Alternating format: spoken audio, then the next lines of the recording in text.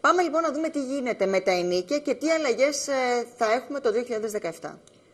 Καταρχήν να πούμε ότι όταν μιλάμε για εισόδημα από ακίνητη περιουσία, μιλάμε για το εισόδημα από την εκμίσθωση ενός ακινήτου ή από την ιδιοχρησιμοποίηση ενός ακινήτου ή από τη δωρεάν παραχώρηση που μπορεί να κάνει κάποιος για κάποιο ακίνητο. Να πούμε βεβαίως ότι εκτός της εκμισθώσεως που μπορεί αυτή να υπάρχει και να μας αποδίδει ένα μίστομα, στις περιπτώσεις της ιδιοχρησιμοποίησης, όταν μιλάμε για ιδιοχρησιμοποίηση δεν μιλάμε για ιδιοκατοίκηση, άρα δεν μιλάμε για το ακίνητο εκείνο που χρησιμοποιεί κάποιος για να κατοικήσει, μιλάμε για το ακίνητο εκείνο που χρησιμοποιεί κάποιος ως επαγγελματική έδρα.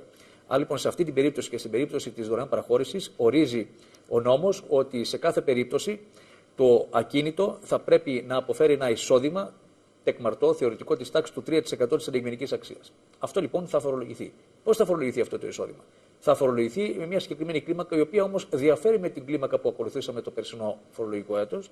Είναι μεγαλύτεροι φορολογικοί συντελεστές, αφού για τα πρώτα 12.000 ευρώ των εισοδημάτων από ακίνητα η φορολογία ανέρχεται σε 15%, έναντι 11% που είχαμε πέρσι.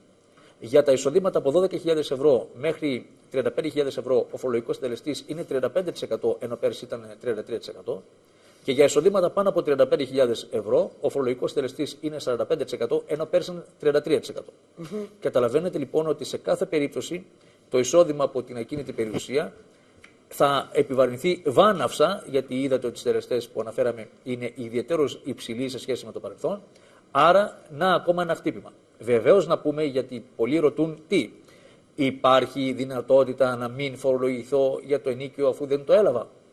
Υπάρχει δυνατότητα να το κάνεις αυτό μόνο όταν λάβεις μέτρα, δηλαδή, παράδειγμα, εγείρεις αγωγή εναντίον αυτού που σου οφείλει το ενίκιο, αγωγή εξώσεως, απόδοση του μισθείου κτλ., τα οποία μπορείς να τα κάνεις μέχρι την προθεσμία υποβολής της φορολογικής δήλωσης, για να μην φορολογηθείς. Σε κάθε άλλη περίπτωση, εισπράξεις δεν εισπράξεις, αν δεν έχεις λάβει αυτά τα μέτρα που αναφέρουμε, φορολογήσεις. Αυτούς τους μήνες δεν θα τους φορολογηθώ, αλλά όταν εισπράξω τα ενίκια. Όταν βεβαίως, πολύ σωστά, εισπράξουμε σε μελλοντικό χρόνο τα ενίκια, θα φορολογηθούν τότε στο χρόνο της ίσπραξης. Αυτό λοιπόν κατά παρέκκληση των γενικών διατάξεων, όπως κατά παρέκκληση επίσης συμβαίνει αυτό και με τους μισθούς. Αν κάποιος έχει μισθό που δεν έχει εισπράξει, λέει η φορολογική μας νομοθεσία, πάλι δεν θα τον δηλώσει να φορολογηθεί, θα τον δηλώσει όποτε και όταν αυτός εισπραχθεί. Το ίδιο σημαίνει και με τα ενίκια.